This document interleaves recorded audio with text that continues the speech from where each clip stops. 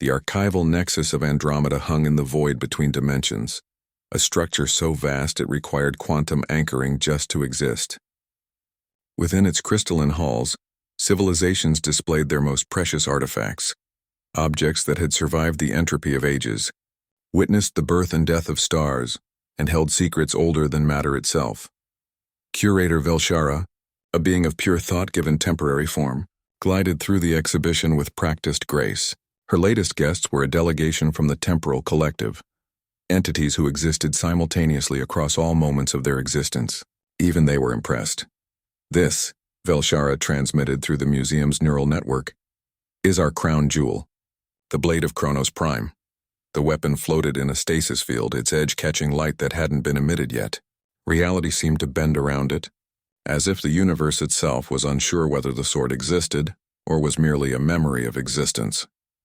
Our dating methods place it at 15.7 billion years old, Velshara continued. It predates the current galactic formation by nearly 2 billion years. The metallurgy is impossible. The alloy shouldn't exist according to any known physics. We believe it may have been forged in a previous iteration of the universe. The Temporal Collective representatives rippled with what might have been awe. One of them extended a consciousness tendril toward the display, trying to trace the weapon's timeline backward. The tendril recoiled. Fascinating, it pulsed. The temporal signature loops back on itself. We cannot perceive its origin. A small cough, an actual physical cough, echoed through the chamber. Everyone turned. Everyone, including beings who didn't have traditional sensory organs, and those who perceived reality in 17 dimensions simultaneously. A human stood there. Humans were relatively new to the galactic community, having only achieved faster-than-light travel 3 centuries prior.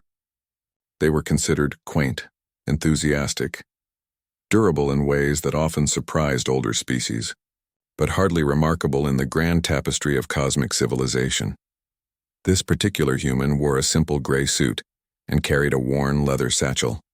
He was reading the display placard with the kind of expression one might have when encountering an old photograph in an attic. "Excuse me," Velshara transmitted, allowing her form to drift closer. "This section requires Tier 7 clearance." "I'm afraid that's from my commencement," the human said, pointing at the sword. Silence. Not the absence of sound, but the kind of profound quiet that occurs when the universe itself pauses to reconsider its options. "I beg your pardon?" Velshara managed. The human smiled, a gesture the translator matrix struggled with because it contained too many contradictory emotions. "My graduation from the academy. Class of, well, you'd need a different calendar system, but yeah, that's mine, or was mine.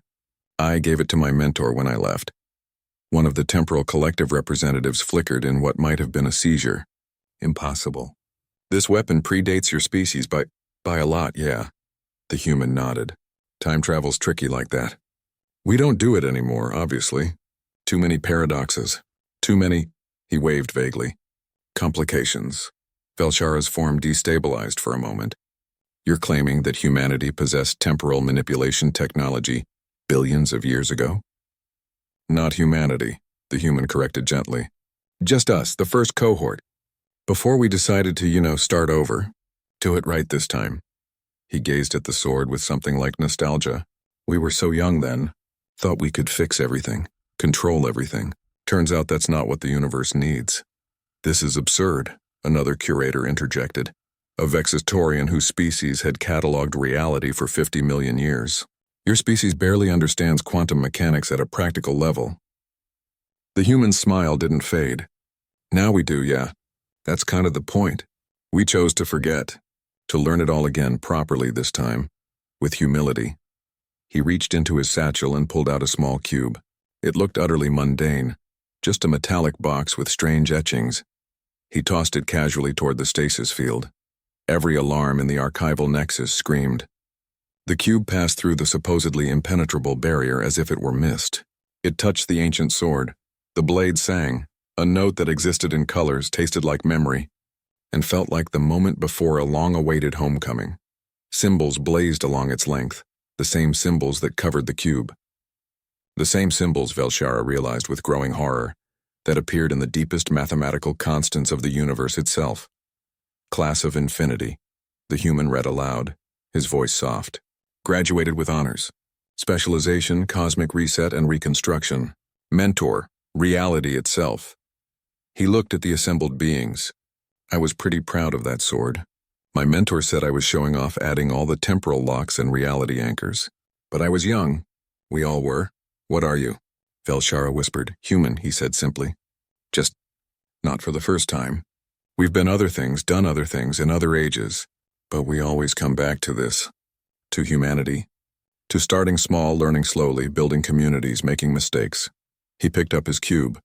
The sword's glow faded. It's the only way to stay sane across deep time. You forget, you start over, you remember what matters. He turned to leave, then paused. Oh, and about the dating? It's accurate. But you might want to check when your current universe was formed.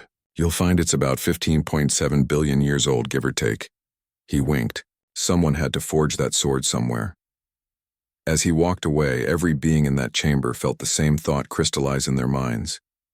Humanity wasn't new to the stars. They were just new again, and perhaps that was the most terrifying thing of all.